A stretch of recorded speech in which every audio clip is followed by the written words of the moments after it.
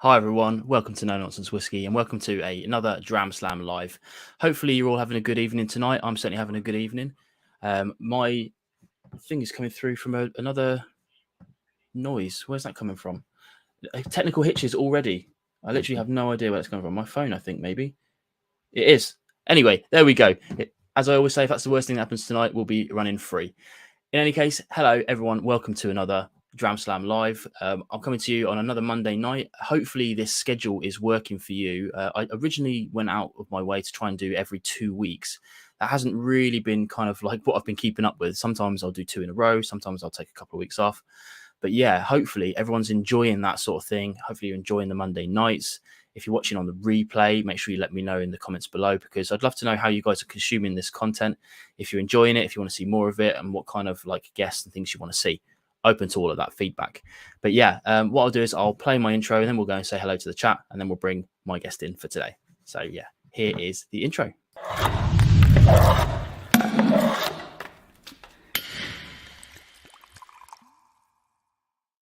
There we go. I did promise one day I would get the sound effects back on that, and I've done it today. Yeah, it took a little while. But let's get into the chat and we'll see who's in to say hello today. We had, before the stream was going live, big shout out to Unicorn Blends for coming in. He says good evening. Codger as well. We had a little chat before we went live. The running order I put in the chat as well, but we'll go through that when I bring Charlie on in any case. We've got Gavs Drams is in. He's saying hello from Edinburgh. Hello, hello, hello. P Head's in. Andrew Butler's in. Danny Keenan's in.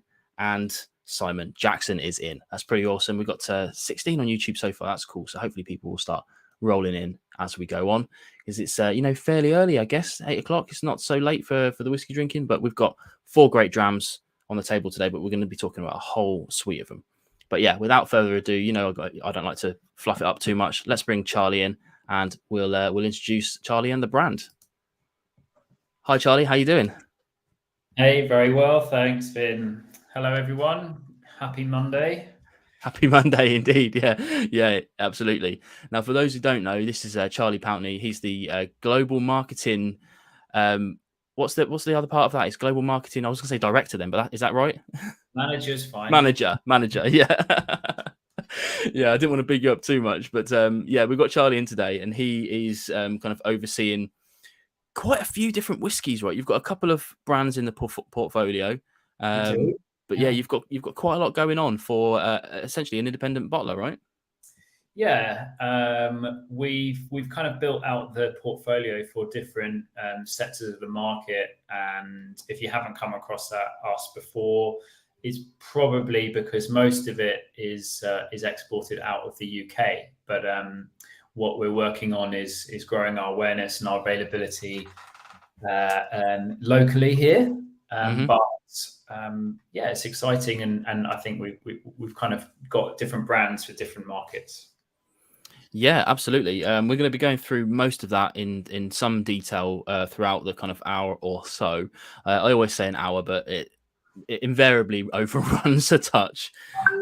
But because we've got you in representing the brand, I always like to ask about the person and how you are with whiskey, how you came to get into whiskey, and how you came to sort of enjoy whiskey maybe before you were working for it, or is it something that happened because of work? Well, a mixture of both, really. So I suppose I would describe myself as more of a curious, like, drinks lover. So my original passion was craft beer. Mm-hmm. So I kind of got into, trying to drink better and discover more interesting flavors through beer. Mm-hmm. Having, like, my first IPA, and then being like, wow, why doesn't all beer taste this good? To then, I went on that journey. I did a bit of studying, became a beer sommelier. I think I was only one of about 200 in the UK at the time. That's through Institute of Brewing and Distilling.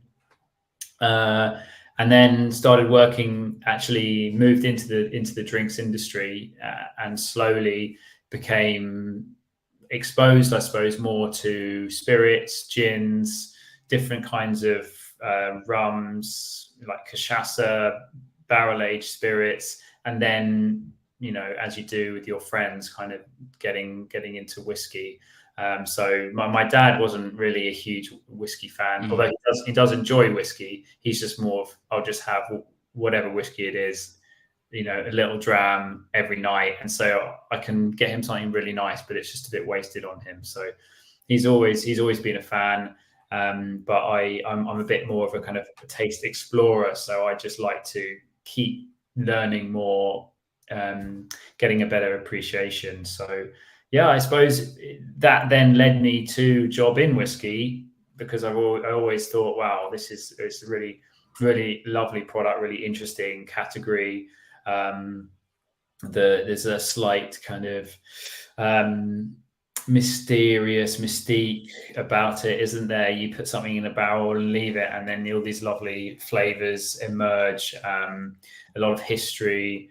And yeah, it is a bit of a passion of mine now, not just because I work in it. So I'm extremely lucky that I can say that I not only have count it as a something that I really love to enjoy, but also I'm lucky enough to do it as a job as well. So yeah, that was a bit about my background. No, it's good. Yeah, I mean, I think because you've been around the drinks industry for quite a while now, haven't you?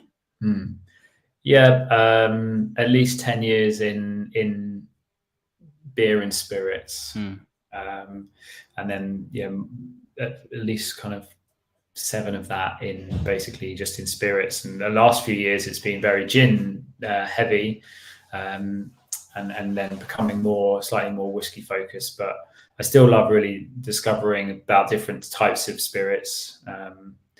There's a lot that I don't know, and having just done my a WSET level 2, things like cognac and those spirits are not something that I've really had a lot of chance to explore yet. But there's certainly enough to keep you busy in the whiskey. Yeah, absolutely. I mean, I'm very guilty of only really just starting to explore other distilled spirits. I'm not a huge fan of rum. I really like brandy and cognac when I get a chance to. But like I always say to people, when people say to me, I can't really go all in on it at any point, because it's just another really expensive hobby to manage. Yeah. So yeah, I think if you becoming a master of whiskey, it will keep you busy enough for the time being, but always, you'll absorb enough information about other things just as you go, and being naturally inquisitive, I think. Yeah, it could get pretty expensive. Yeah, definitely. All right, so we're obviously here to talk a little bit about the company Charles Edge. What is Charles Edge, and how did it come about? Good question. So Charles Edge is an independent bottler. So if people don't know what that is, we don't distill our own products. We source the liquid and make them, put it into bottles ourselves, and kind of create the brands. So we're more of a brand rather than a producer, shall we say? And it's not something that's new. You know, bottlers have been around for a very, very long time. Our history is that our CEO, Charles Edge, who's obviously the name we take from Charles Edge London, he's been in the spirits industry for his whole career, but more on the kind of sourcing side of things. So we've got an sister company called Ethamex, and we supply ethanol. Ethamex stands for ethanol import export. So we supply ethanol to a lot of the distilling industry. So people like gin manufacturers buy ethanol and make it into gin. They redistill it with botanicals to turn it into gin. So we've got a long history in kind of supplying the industry, and of trading Scotch and sourcing Scotch from around the world. And Charles's idea was that he wanted to have something that was had a bit more longevity, and so that's why he wanted to create a branded business. We knew the contacts, we knew how to source liquid. We have access to some really amazing casks from all around the world, really. So we know how to get like the best stock and also the best barrels to put it in. So we had a kind of a slight advantage that we already had the ins in the industry. Whereas I think if you're coming at it fresh, just getting through the doors into the Scotch industry as a bottler, and Vin, you probably know, is incredibly difficult and quite cash intensive. Buying casks and storing them and warehousing them, even just finding them in the first place.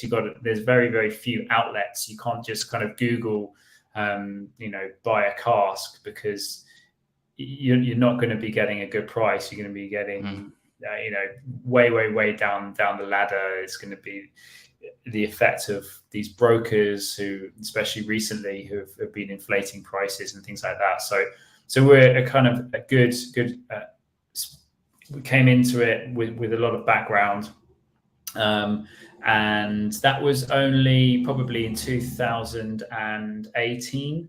So although the company Ethamex has been going for kind of 20 years, the brands have only been around since like a couple of years before COVID. And then obviously, as we know, 2020, for such a young brand, that was a bit of a kick in the teeth for the company. So without having really any established like online retail and things like that to kind of pick up slack, the brands have ticked along through export. But you and I and probably people on the podcast here or watching live probably haven't had the chance to discover them. So we're kind of playing a little bit of catch up since COVID. Although actually, the amount we do export is quite significant. The building the brands is the hard part, Yeah, absolutely. I mean, like you were saying before about independent bottling, and it's like there's so much good stuff out there that's ready to be bottled, but with so many choices, it's often difficult to get people to buy before they've managed to try it. And I think that's what's happening now. I mean, I first saw the Canmore brand, which we'll talk about a bit later on. I first saw them at a festival, and I had literally no idea what it was, and we just went through it. I was like, I don't know who you are. Let's find out. But if that doesn't occur, you need to try it. And that's what I think is really good, because you're making a really big, good social push at the moment to try and get these brands out there, which is all part of what we're doing today, right? But it's well, thanks for having us. It really helps, and hopefully people on watching will like what we got to talk about later, and will hopefully hear about us maybe for the first time and come on our journey with us. So thank you to everyone who's listening, watching. Yeah, absolutely. And you'll see these names coming up a lot on Instagram and whatnot. And like I always say, don't take my word for it, because everyone else is enjoying these as well. Before we get into the Canmores, then just over my kind of shoulder here, I can never point that right, but it's I've got the Scots Gold bottles down here. Talk us through Scots Gold, what it is, and kind of who the target is for those. Yeah, totally. So that's our best-selling brand, and there's a simple reason why we have a Scots Gold in our portfolio, and it's because 80% of Scotch is blended whiskey, and basically 80% of it is exported around the world. The biggest brands in the world are brands like Johnnie Walker and Dewar's, blended Scotch, Chivas, blended Scotch whiskies that are accessible to any types of palates. So it was a deliberate strategy for us to enter that market, to not try to knock any of these big guys off their perches, because that's going to be very difficult, but just provide an alternative, that's something independent, something new, something slightly more modern. We're not trying to be like a heritage brand, which a lot of the other Scotch whiskies, blended Scotches are. But provide something decent at an accessible price point for the people, perhaps like my dad, who just enjoy a dram in the evening, not too fussy, don't necessarily want to really get to know it and do tasting notes. It's just they enjoy the taste. It's accessible, and then potentially a bit of kind of at home mixing, cocktails and things. So. The reasoning for the 4 of the Scots Gold is we've got 2 kind of non-age statement entry level, and then we've got an 8 and a 12. And what we're trying to do with that is kind of take people on a journey through the getting slightly more sophisticated as you go through the range. As the price point goes up with the age, the malt content goes up with the age. So they start off kind of light and drinkable, and becoming slightly more complex, slightly more like richer, and they've all got their slightly different positions, slightly different flavor profiles, which Finn, you've tried. And what we really want to do is take people on that journey and say, look, even if you're not going to spend £35 on a bottle of whiskey, you're happy to spend a bit less, you could just upgrade to a slightly better blend and a slightly better blend, and let's see if you enjoy it, and let's take you on that journey through the range, and hopefully then there's a new world out there for you to explore, moving on to single malts and things like that. So that's the idea. Yeah, and I'm fully on board with it. I mean, I did a video a little while ago when I covered all 4 of them in one go. So if you missed that, then please do feel free to go and check that out. But I agree with you on it, because it is a journey that goes through it. And as a kind of, I'm not a single malt drinker, but it just happens to be predominantly what's in the collection. I drink pretty much anything, but I found, especially towards the back end, the 8 and the 12 to be extremely good value. And like you said, the malt content goes up. And my favorite thing about it was that it didn't take me much effort to find out all the details I needed to find out about these jams. I mean, you're not highlighting exactly like what distilleries are in it. That'd be probably impossible. It's probably quite a lot in there, but in terms of like malt content and kind of a few other bits of bobs information, it's all quite transparent. And you guys I think that propagates throughout all of the brands that you do as well, a little bit of added transparency. Yeah, so we can't tell everything, because the Scotch whiskey it's not necessarily the rules, but where we source it from, the suppliers are very protective and actually don't allow you to do that. So it's not that we don't want to; we would love to, and but we're all for transparency and trust. We're not trying to pull the rug over anyone's eyes. We will always be as open and visible and transparent as possible. So it's great that you've picked up on that, and I generally think that the more information is always better when it comes to kind of brands, for sure. Yeah, definitely. We decided not to try any of these today, but only because we've got so many awesome Canmores to go through, because I think we decided on 4 because I think that's a good cadence for about an hour's video. But yeah, I'm keen because we're 20 minutes in that we should have at least a dram on the go. We've actually got Jeff Whisky who's watching right now, who's already on the Ardmore, but that's going to be our second dram of the day. Yeah, chill out, Jeff. We're not there yet. Chill out, Jeff. Yeah. I'm not sure which one he might have. I don't think he's got the 12, but yeah. Anyway, the next kind of brand within the portfolio then is sort of Canmore, and then you've got that divided into 2 sections, really, haven't you? You've got your kind of your core. I was going to say no statement then, but it is the 12. You've got a core range section and a single cask section. Yes. So our core range is all year round. There we go. Those are our core range. They are both basically the same whiskey, part aged in bourbon, part aged in sherry. And the idea is that they are bottles at 40%, kind of, wouldn't want to say entry level single malt, but accessible. Really good quality. We've been stung by quite a lot of price rises recently, but we're trying to keep these as affordable as possible. They're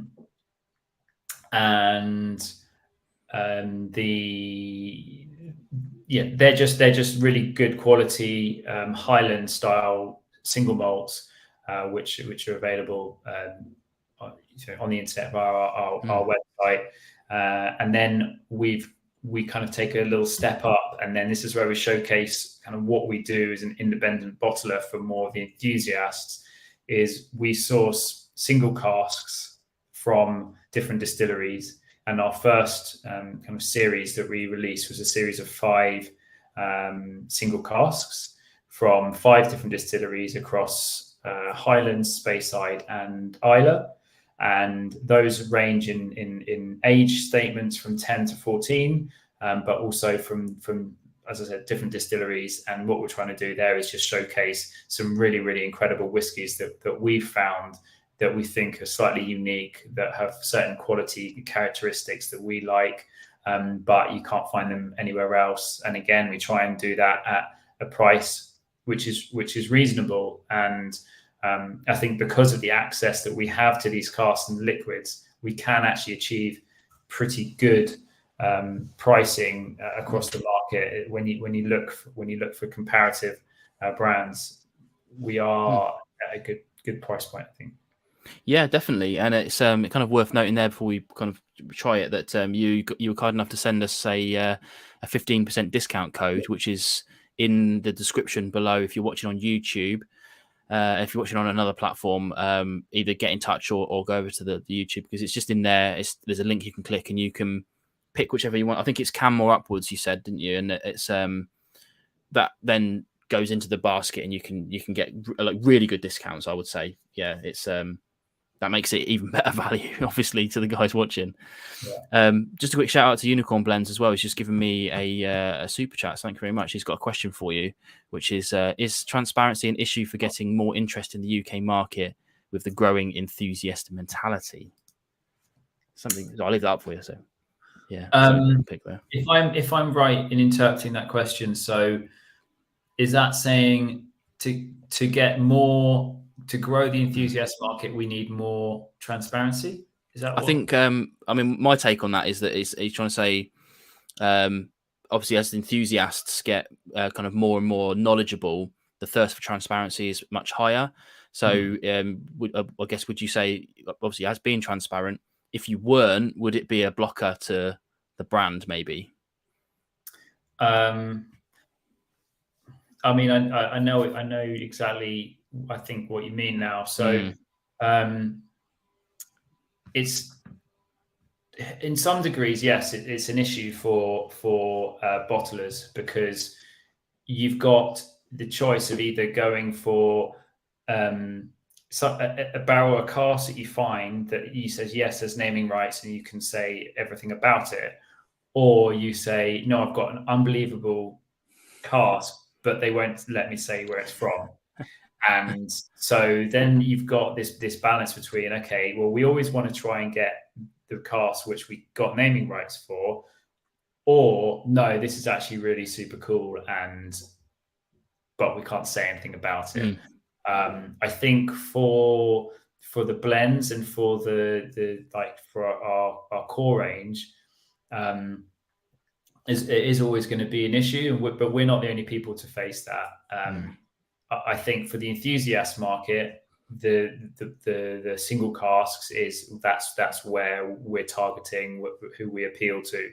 The single malt is probably more targeted at a supermarket whiskey drinker, let's say, who are going to go and spend £40 on a non-age statement, don't know, Glenmorangie, or I don't know what can't think of an example.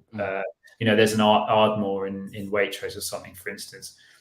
Whereas for the same price, you can basically get our 12-year-old. So we're trying to compete with that kind of, well, it's £49 our 12-year-old, where you might not actually get an age statement single malt from another distillery for that price, or for our non-age statement, you might actually get the same as a 10-year-old, even though it's So yeah, it's always going to be an issue for bottlers to some extent. The only way around that would be for us to own our distillery. That's a big investment and probably a long time away. There's another question about that, exactly. Yeah. So I think the answer is yes. We probably could be interested in a distillery at some point. Interesting you say grain. I think doing something different would be cool. I've had some really nice grain whiskies recently, and they're so surprising. Although having said that, you do have to age them for quite a long time to get that full body richness. So, I think I've got one downstairs which is 25-year-old, which is delicious, but it needs a lot of time. But I think what we have kind of thought about before is we haven't put any steps in place, but actually to mix things up and say, we could do some blends that blend English and Scotch, but not actually call them Scotch, because that would be against the SWA regulations. And so there is a lot we could play around with that. But we might have to then move away from, in certain circumstances, calling it Scotch. Yeah, absolutely. All right then. I think we should try some whiskey. We're skipping over the no age statement, but I want to give it a quick shout out because when I covered these, I wouldn't say it was my favourite, but in terms of the price point for it, I think it's an absolute steal of a dram. And especially when I was going to say as well, a shout out to you guys, because although you can't say where it was from, on the website there's just enough clues to work it out if you're a discerning whiskey drinker. I plugged that information into my think tank on Discord, and someone figured it out within like 5 minutes. So I love that, by the way, because you're transparent where you can be. It's like, I can't tell you where it's from, but here's a bunch of information for you to figure it out yourself. But yeah, so we're skipping straight onto the 12-year then, which runs about 50 quid is the RRP on that, isn't it? But it's yeah, and it didn't used to be quite that high, but we're not immune to price rises, and I think some of our I mean, the raw stock has gone out, but also just the glass stoppers. We're looking at kind of 50% price rises, which our distributors absolutely hate. Yeah, and so do we. But unfortunately, that's the way it is at the moment. So yeah, it's just a shame for everyone and the end drinker as well. Yeah, absolutely, and that's excuse me, that's all changing in August as well, isn't it? Where it's going up again, isn't it? To 75% tax. Yeah, the duty will come into effect, I think, on the 1st of August, which it's a shame, but Yeah. It's going to affect everyone though, isn't it? And in the grand scheme, I was trying to work it out a little bit about across the bottles, and actually, it's only really going to be the difference of a sort of pound or two maybe on some of the bottles that I'm used to buying, the sub 50 quid bottles and slightly above. If you're spending hundreds on bottles, I think you're going to see a big difference. But yeah, for the casual drinker, I don't think it's gonna. We'll get used to it pretty quick. I think it's unfortunate, but we'll be okay.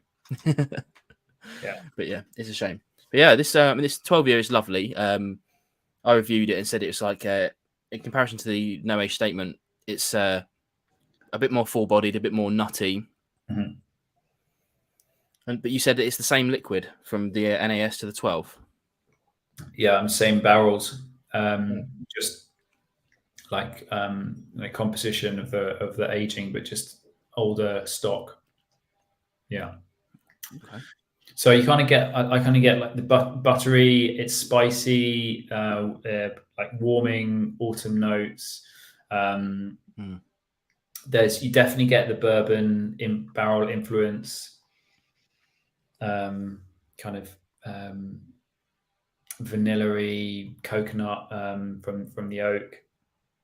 Yeah, absolutely. Autumnal is the right word for it as well, and we're quite lucky that it's been a dreadful July in the UK, so it's starting to feel a bit autumnal at the moment. Yeah. Fingers crossed for a good August. Fingers crossed, yeah, indeed, a good August. It would be nice. Although I did promise myself with the last heat wave last year that I would never complain about the cold ever again. So yeah, not that I want it to be like this. You know, everyone needs to enjoy their summer, but yeah, a bit of sun, that'd be nice. Yeah. But yeah, I definitely get that. It's a lovely dram. It's a lovely dram. And I worked it out as saving a fiver pretty much with the 15% off. So that brings it down to about 45 quid if you get it off of you guys directly, right? Because I mean, that's the one thing I will say is that a couple of months ago, these were really hard to get anywhere. So in the UK at least. So now they're available for you. They're available some other places as well, which is really cool to see it start being available. Yeah, I'm a big fan of these two actually. I know what you were saying before about the single cask ones being for kind of more about the people watching now and me, but actually I find these, especially the no age statement one, is what I would call a solid guard whiskey, where you can put it at the front of your bottles and happily drink that because it's 35 quid RRP and replace it with no problem. And I'll say as well, although they're 40%, which is a massive put off for some people, they don't taste like it. The mouthfeel comes across as much higher, 43, maybe a little bit higher, 43, 44, something like that. So that's definitely going for it as well. And I think are these natural colour? Is that right? Mm-hmm. They're both natural colour as well, aren't they? Yeah. Yeah. There you go. If my light's doing all right, so you can see that's the no age statement. Bit darker. Yeah, these are tidy. Okay. Yeah, we've got 3 more drams to go. So if you're okay with it, we can move on to the Ardmore. Absolutely. Yeah. If Jeff's still got any left in his glass, he might have to pour a bit more. Now we've got you've got 5 in the range, but we're going to cover 3 today. We're going to do the Ardmore, the Craigellachie 14, and the Bunnahabhain 12.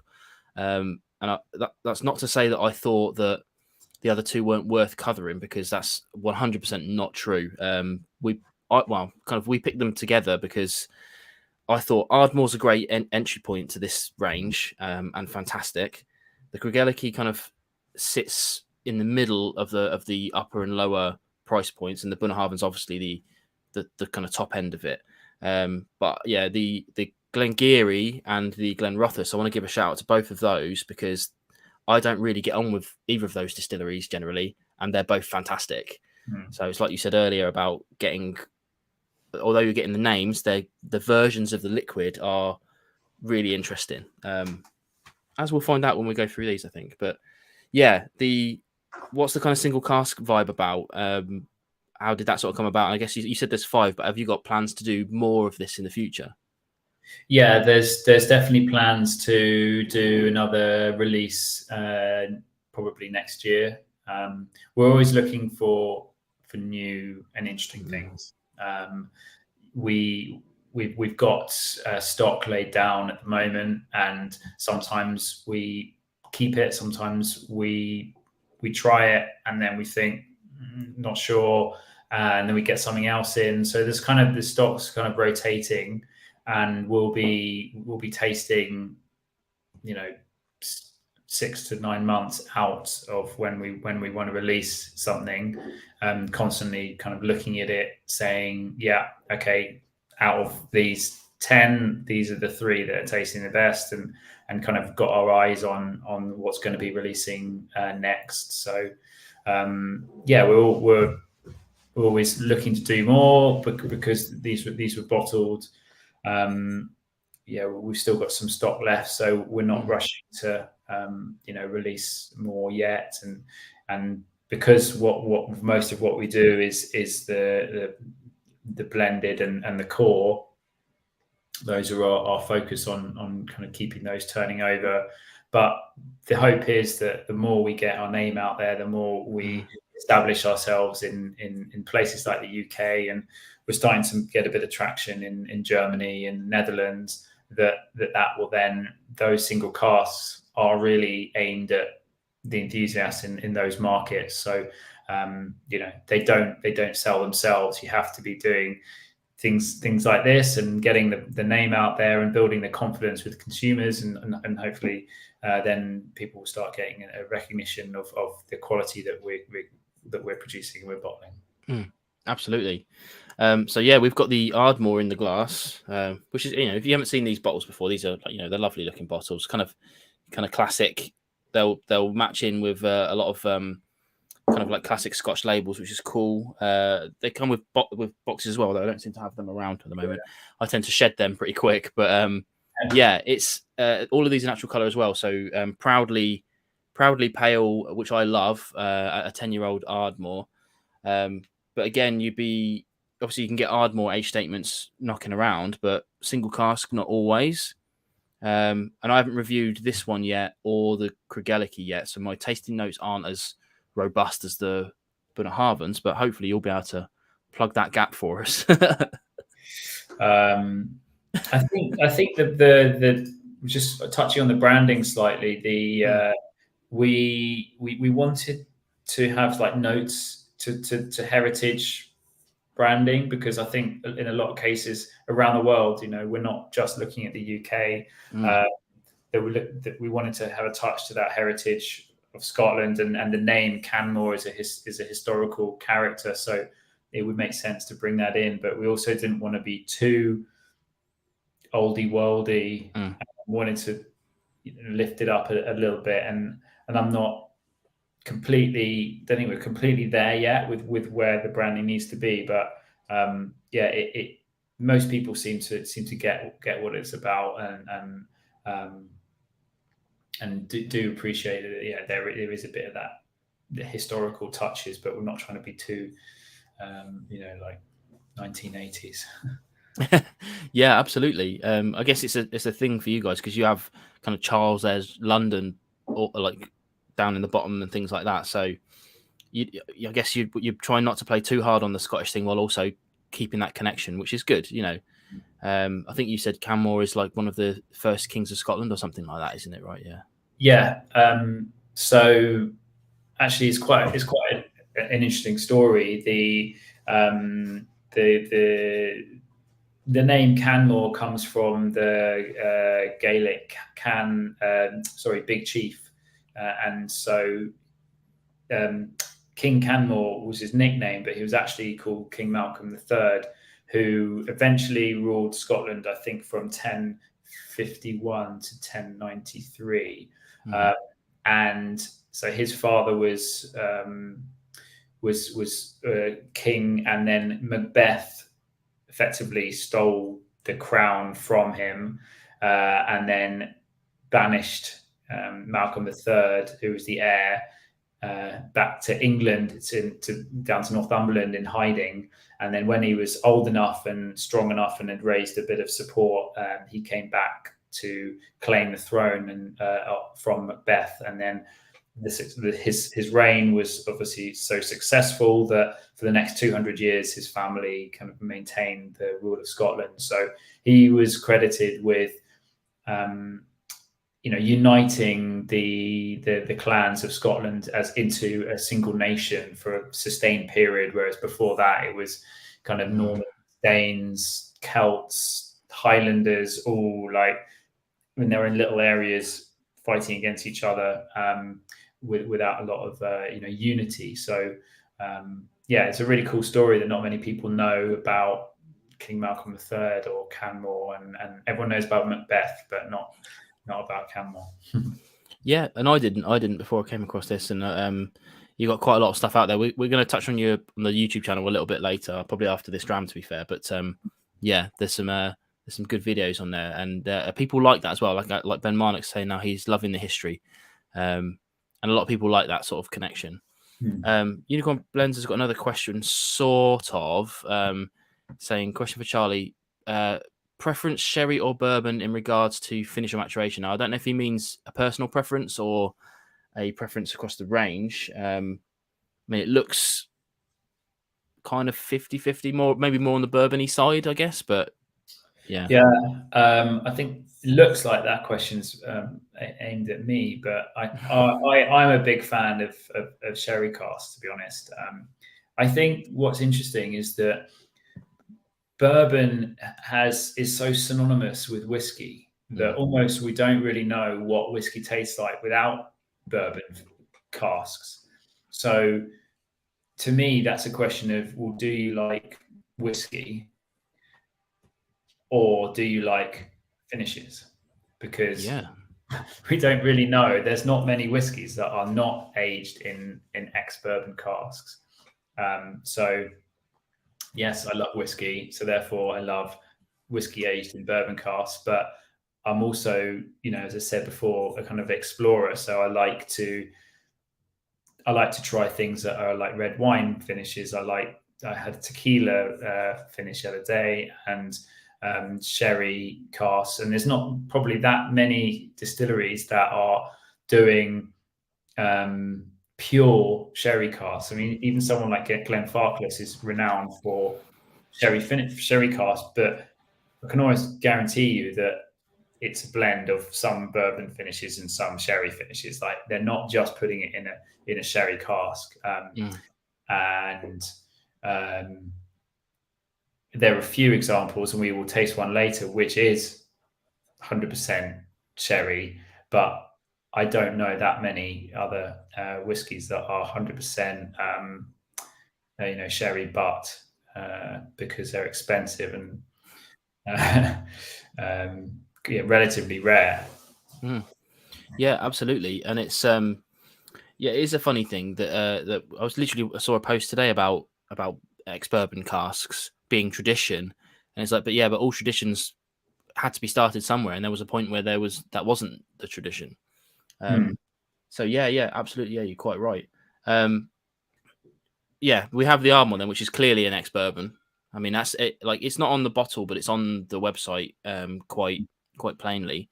Probably wasn't the ideal place to start because it's a little peated, but I think it's not in your face enough to blow anything out for future down here, because we've got the Craigellachie and the Bunnahabhain, which are quite strong flavors in themselves. But sometimes I actually lose the peat completely and forget it's there, because when you're tasting a lot, I haven't like, was that the Ardmore or not? But it is lightly peated. As you can see from the color as well, it's incredibly light. So that really allows the floral and the kind of pear and apple to come through. It's just really, really nicely balanced. This is just the kind of, if you like lightly peaty whiskies, then this is a really nice light floral example. Absolutely. No, I'm fully on board with it. And it's just like you said there as well about the blends of bourbon and sherry casks. The benefit of having single cask whiskey like this is that you get to try a portion of the distillery character. I think I think Ardmore themselves did quite a lot of ex-bourbon themselves, but yeah, certainly later on, like you said, the Bunnahabhain, I think, is the one you were talking about. But yeah, it's a very interesting dram, and I actually really like them all. But it's, if you were gun to head about which ones you were picking a preference, I think it would change on a daily basis, right? Yeah, it's I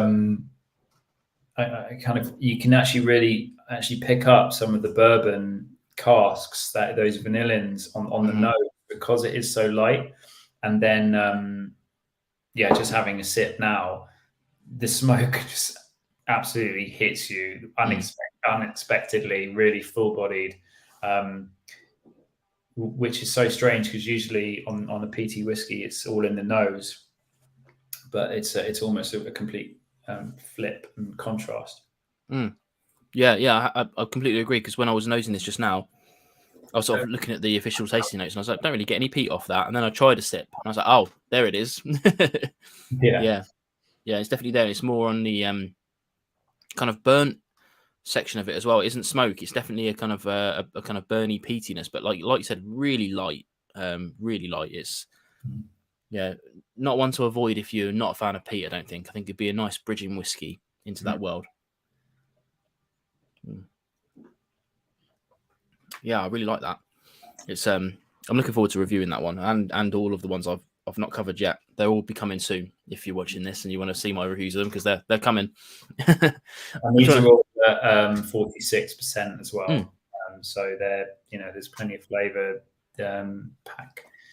packing it in there. Yeah, absolutely. Because you're going down, obviously, the no added colour, non-chill filtered route. 46% lends itself quite nicely to that. There was probably 2 or 3 years ago, I was all about cask strength, everything. And only in the last year or so, I've really come back round to kind of lower ABVs and just exploring the kind of wealth of flavours that sits there. And all of these drams are presented such, aren't they? 46%. Yeah, all the last three. So the Wilson Castle 46%, for the obvious reason that if you don't want to chill filter it, it's got to be over 46%. Otherwise, it looshes in the glass if you put ice in it. And I'm sure it doesn't bother many people, but it does bother some people. And yeah, you can go 40, you can go any strength you want, but I think that's a nice balance. Yeah, it's funny about what people still find a turn off, isn't it, for whiskey? Like the color of it. Obviously, color's great, but as I mentioned with this one here, it's fairly pale in the grand scheme of the range. But I love that. I love it when a whiskey presents itself as pale, but like really good. But yeah, you're right. I mean, the travel retail market, I think, has got a lot to answer for with added color and how they present whiskey. But we're not here to talk about that today. I'm conscious of keeping you too long, so I don't know if you want to power on to the Craigellachie at all. I was just getting really nice woody notes at the back off the finish there, with a bit of kind of milk chocolate. Just smell. Yeah, it's a lovely. I try really hard not to use the word smooth, but sometimes it's the ideal word to use, and it's just a lovely whiskey.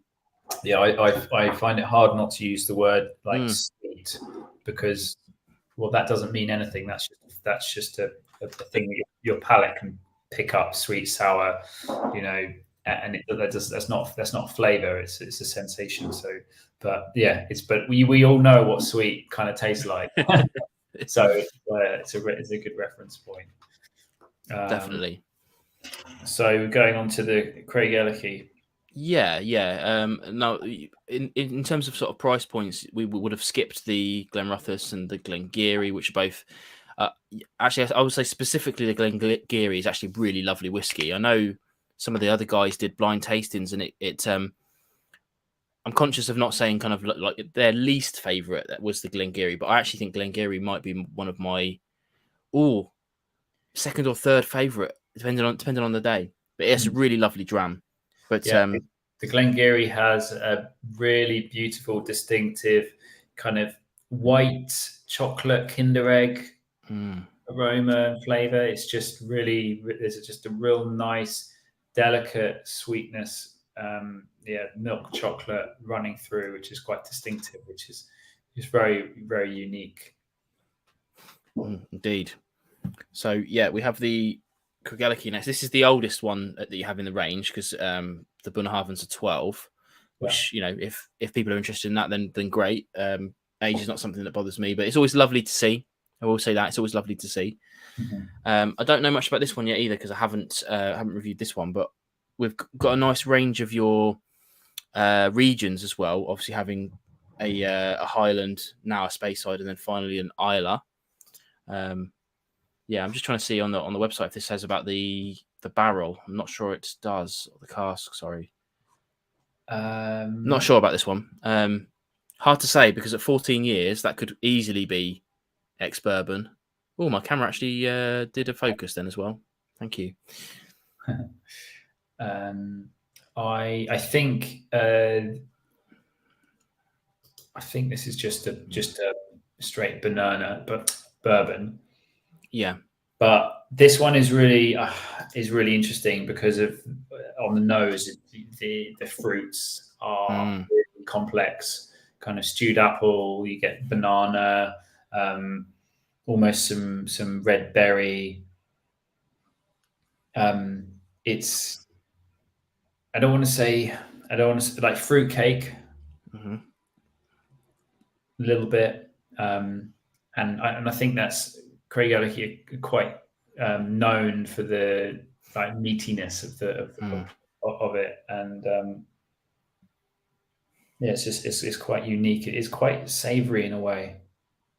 It's definitely big. It's definitely big and bold. Quite. I had a quick sip then as well. It's got a nice viscosity to it, but there's so much tropical flavour coming from this. I'm not that well versed in Craigellachie, but I don't remember.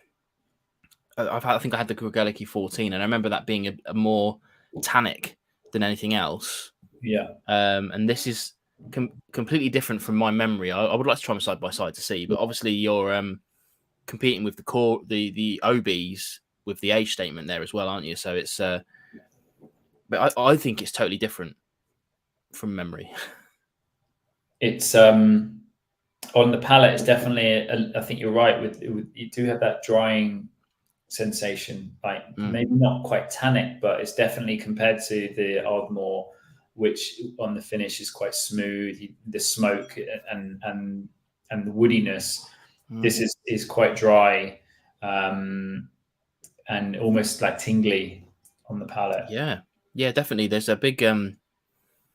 I always bang on about kind of peppery spiciness, but that's definitely knocking around on the back end of this. If you were chewing a peppercorn, while I don't know, I don't want to say like eating a pineapple or something like that, but some one of the, you know, those fruit salad sweets that we used to get. I don't know if they're still around, but we used to get them as kids.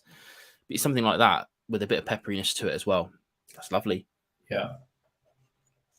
Yes, it is quite cake mixture on the nose. With like a what's the pudding with the pineapple in it that you bake? I'll be honest, I'm not sure. I don't usually eat pineapple, so I don't know. Well, it's a bit like that. Yeah. I'm definitely getting those tropical flavors, which I always love that when I get a tropical flavor on it. There's very few distilleries that actually have that inherently in their distillate, and when it comes through, it shines. And definitely spicy. There's there are some tannic elements coming at the back end, but it's not overly oppressive at all. It's not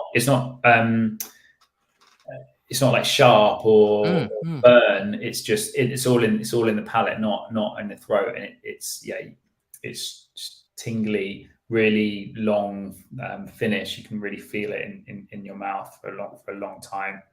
Prickly kind of heat. Yeah, definitely.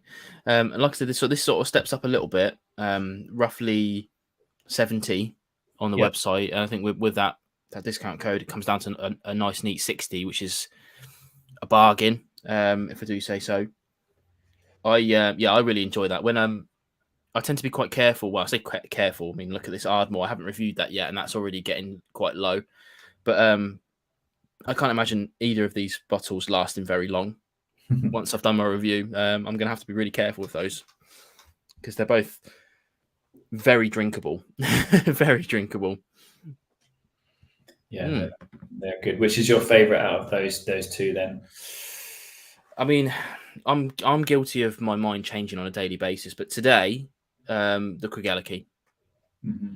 Yeah, for sure. I mean, I'm usually I went through a big peathead kind of phase, and I'm sort of coming back around from that a little bit. I still love my peat, love it to death, but I'm really exploring the kind of the subtle nuances of ex-bourbon and kind of like lower ABVs and things like that. And there's a lot to be enjoyed there if you can pick away at it. But with that one there, it was just immediate fruit and spiciness that I love. When a whiskey doesn't make me try too hard to pull all the tasting notes out, like I love that. I love that in an experience. But when one's just going, oh, I've got here's a taste, here's a taste, here's a taste, here's a taste. I also like that. It makes my job quite easy. Yeah, I do. I like that as well. And especially when you get some really clear tasting notes, and then you come back to it, and then you almost get something else, and then you get something else, but somehow they're all blending, melding together beautifully. But just you get these very distinctive notes. And I think that's really really interesting. Where sometimes you're just I can't pick up anything in particular, but I really like it. Absolutely. Well, it looks like Andrew's just ordered a bottle of the Craigellachie anyway. So yeah, let us know what you think about that, because I'm going to see Andrew next month. So technically August. I'm sure he'll tell me what he thinks. Yeah. Well, cheers, Andrew. Thank you. Hope you enjoy it. But I'll when I see you, Andrew, when I see you in Birmingham, I'll if I remember, remind me. But I'll decant you a sample of these, so you can try the rest as well. Okay, then. Coming right up to the 1 hour with 1 dram left. Let's get onto the Bunnahabhain, which is, I imagine, when you do tastings, it's usually the star of the show. This is a big name. Bunnahabhain's a big name, and it's a big colour. You wouldn't be wrong with that. No matter really when we do it, where we do it, it's always the one that either people go to or they end up enjoying the best. It's strange. I don't know if it's the color. I don't know if it's the name. I mean, the taste is fantastic, but when we have a concept where we do like a battle of the drams, where we taste pairs, and then the winner goes through and like a tournament, and then we kind of then Bunnahabhain wins. And when we're at trade shows, people just like that one, or they just go to it. I think partly it's something to do with the color, but when we ask people, what flavors do you like, they always end up picking that one. Yeah, I mean, it's undeniable. I mean, it's it's a lot of money at 95 quid RRP. Obviously, that's coming down to something like 80. I think I worked it out as with the discount, which is again amazing. A lot of money for the average drinker, but this is the one I have reviewed, and the Bunnahabhain quality is unmistakable. The cask is excellent quality, and it just all comes together. I mean, I don't know what this would have been like at cask strength, but I also don't really care, because at 46%, this absolutely sings, this whiskey. Yeah. Was this the one that you said was fully matured in sherry casks? Yeah, so this is a sherry butt, 500 litres. So because of the size of it, you can actually age it for the full term purely in the sherry butt. So that's quite unique. Yeah, it's hard. This is where we were talking about earlier about the kind of in-house blending between ex-bourbon and sherry casks. I've got a couple of Bunnahabhains on the shelf. I've got an 18-year-old there, which is obviously quite stunning. But it's not anywhere near to being 100% sherry casks in there. This, I'm always wary of sherry casks. I get a lot of sulfur sometimes if the cask isn't that great. None of that on this whatsoever.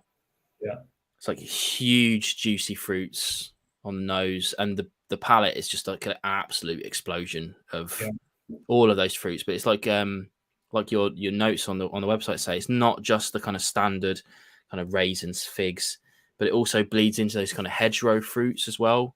Bit of blackberries, black currants, that sort of thing, which is insane.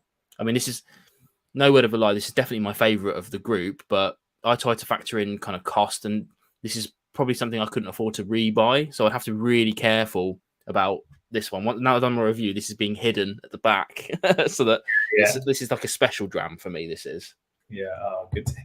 Yeah, it's it is lovely. You get, I mean, I do get the raisins and things, but it's not typical kind of fruit cake or Christmas pudding. It's not. It's almost like more sherry. You can almost pick up the sherry notes, the dryness, the almost a little bit of that oxidation. Because it's interesting that speaking to one of my colleagues, Richard, it's you assume from that sherry, if you don't drink it, you assume because of the flavors that sherry is going to be sweet, because you get notes of like, well, Christmas cake and these dried, sweet, sticky kind of fruits and things, but it's a very dry spirit or fortified wine. So you don't get. It's strange how you get these kind of caramelized flavors from something which is really dry and almost a little bit sharp and oxidized. So it's almost counterintuitive. Yeah, definitely. Yeah, I mean, it's it's got a little bit of that sweetness to it, but like you said, it's not overly sweet at all. I've definitely tried infinitely sweeter whiskies. Also, not overly drying either. Considering most whiskies, like again, as we talked about, go through that kind of in-house blending process to kind of get them mingling nicely together. Considering this is a single cask whiskey, anything could have come out the other side of it. Absolute quality barrel, and because of the size of it, you've got how many bottles? 913 bottles out of this thing, which is, I mean, I'm glad, because that means that's the most available of all of them. And just going back to it again, you get kind of like red apple skin. It's not just these kind of dark raisin flavors that you would expect. You do get those more subtle, lighter notes as well. Definitely. I don't know if my camera will do that justice, but the legs on there are unreal. I barely swilled that thing. Yeah, this is like I said, all of them are good, and you would change your mind. The only thing I think the range is probably missing is something heavily peated, but beggars can't be choosers. I'm sure you'll do that eventually. Yeah, it's also hard to get the stock from limited number of distilleries. But we'll see. There we go. Yeah, I mean, I've still got loads of this left, so I'm going to enjoy these a bit later. Before we wrap up, I did want to ask you a little bit about your YouTube channel, because obviously we're on YouTube. We love that thing. You guys have started your own YouTube channel, Edge on Whisky, which I think I put in the description below, but if I didn't, it'll be there later. What's that about? Because it just looks like you guys are having fun with it, which I love. Well, it's something I started, and it's a way to try to grow the brand, grow the Charles Edge brand.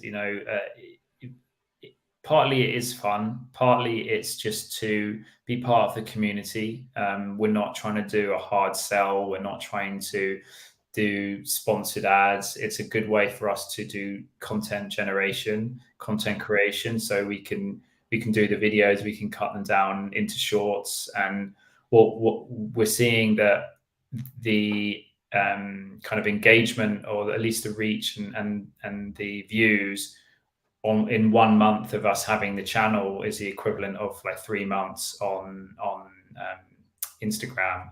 And maybe that's just the content, us being able to use that content. But it's great that we can give people a bit of an insight into who we are, what we do, give a little bit back to the community as well, because like part of the reason why I wanted to start it was that we've got access to a lot of people in the industry and a lot of distilleries, and we're not, because of being an independent bottler, we're not just tied to, oh, look, these are our stills and this is how we make our whiskey and this is where we get our water from and this is the type of yeast we use.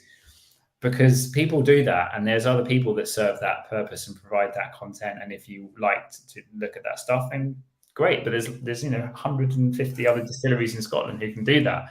Where we can provide a little bit more insight and interest is by talking to other people in the industry, because we're completely agnostic of who we talk to. We don't need to just constantly be talking about our distillery and our brand, because we're buying things from from Ardmore, from Bryn Harbor and Craig Ellachie, and we're selling throughout the world, and we're selling to bars, and we're speaking to people like you, and we're sourcing casks. And these are all interesting things that are kind of around the whiskey industry that are not just talking about distilleries and tasting notes. And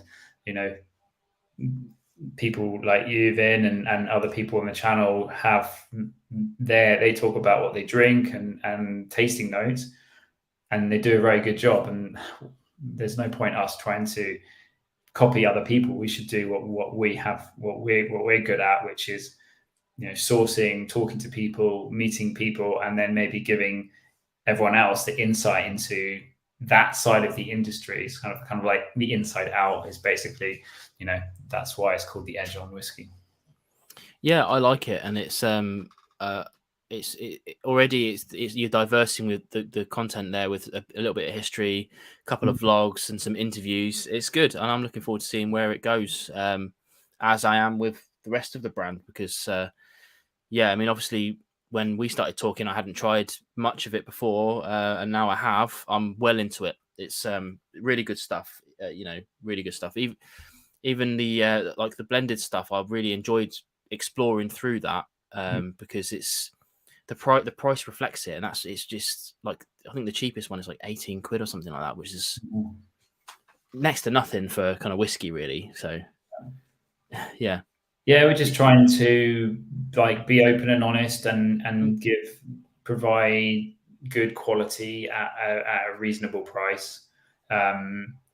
Tell stories where we can. I think someone was mentioning about the history before. Well, that's where we can stand out, because we can't say, oh well, our distillery is 200 years old and things like this. We need to stand out through the brands, through the stories, and all of this together. That the cumulative sum of the YouTube and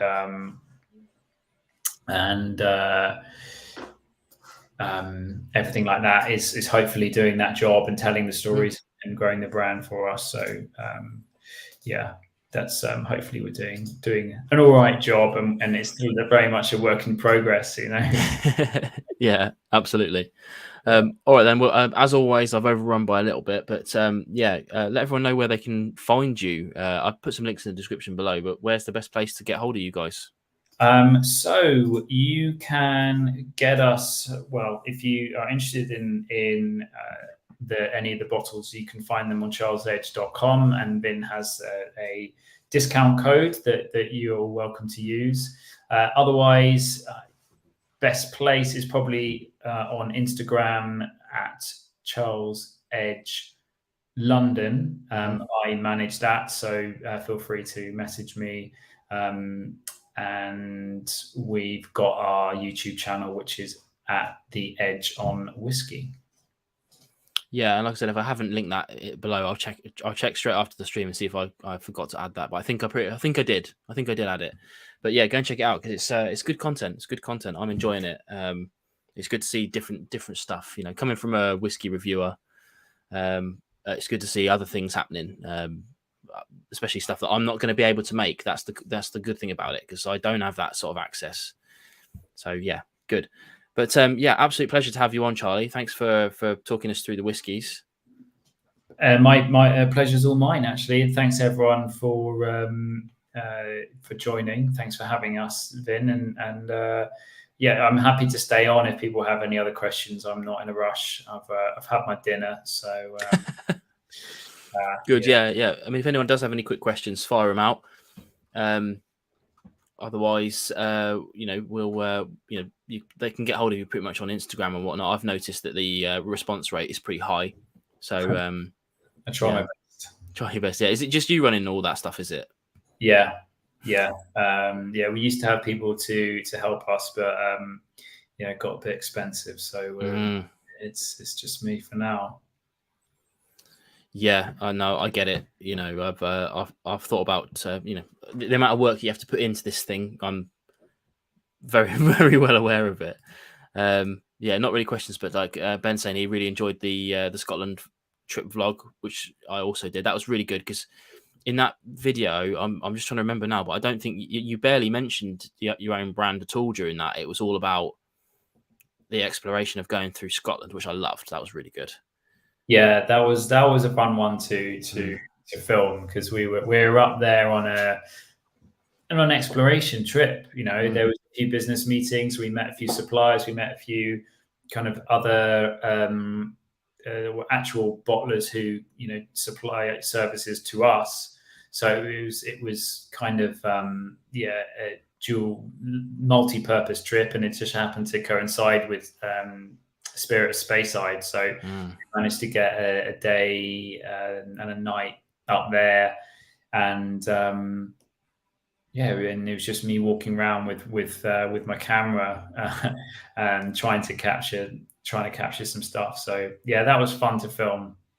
But yeah, that's about what it's about.